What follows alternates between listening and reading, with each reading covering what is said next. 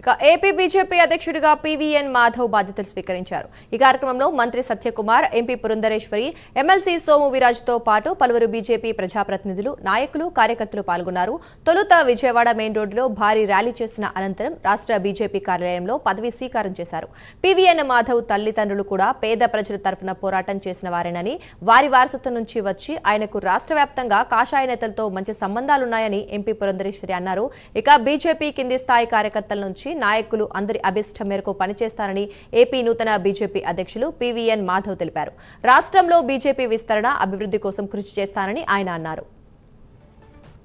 Bharatiya Janata party జిల్లా అధ్యక్షులు, మండల అధ్యక్షులు, ప్రతి కార్యకర్త తానే అధ్యక్షుడయ్యానా అని ఆలోచనతో అందరూ కూడా ముందుకు వెళ్తున్న తీరు, అందరూ కూడా అభిమానిస్తున్న తీరు, అందరూ ఆశీర్వదిస్తున్నారు. వాళ్ళందరికీ కూడా ప్రత్యేకంగా ధన్యవాదాలు తెలియజేసుకుంటాను. తప్పనిసరిగా అందరి ఆలోచన, అందరి యొక్క సంకల్పం, అలాగే మా నాయకత్వం అందరినీ కలుపుకొని ముందుకెళ్తూ ఏ నిర్ణయం తీసుకున్నా కూడా అందరినీ కలుపుకొని నిర్ణయం తీసుకుంటానని, అలాగే ఈ రాష్ట్రంలో ప్రజలందరూ కూడా ఒక విశ్వాసాన్ని ప్రకటించారు. ఏదైతే తెలుగుదేశం, జనసేన, భారతీయ జనతా పార్టీ కలిసి ఏదైతే రాష్ట్రంలో ఒక అరాచక పరిపాలన నడుస్తుందో దానికి చరమగీతం పాడుతూ 94% మంది శాసన సభ్యుల్ని ఎన్నుకొని ప్రజల యొక్క విశ్వాసాన్ని వాళ్ళు చూరగొనడం జరిగింది. ఏ విశ్వాసం, ఏ నమ్మకం ప్రజలు ఈ యొక్క కూటమికి ఇచ్చారో దాన్ని నిలబెట్టుకుంటూ ముందుకు తీసుకెళ్తానని మీ అందరికీ తెలియజేసుకుంటాను. ఇవాళ ఏదైతే భారతీయ జనతా పార్టీ ఈ యొక్క బాధ్యత ఏదుందో ఇది అత్యంత గౌరవంగా నేను భావిస్తున్నాను. తప్పనిసరిగా దాని గౌరవాన్ని మరింత రెట్టింపు చేయడానికి ప్రయత్నం చేస్తాను. ప్రత్యేక ఆంధ్ర ఉద్యమం కావచ్చు,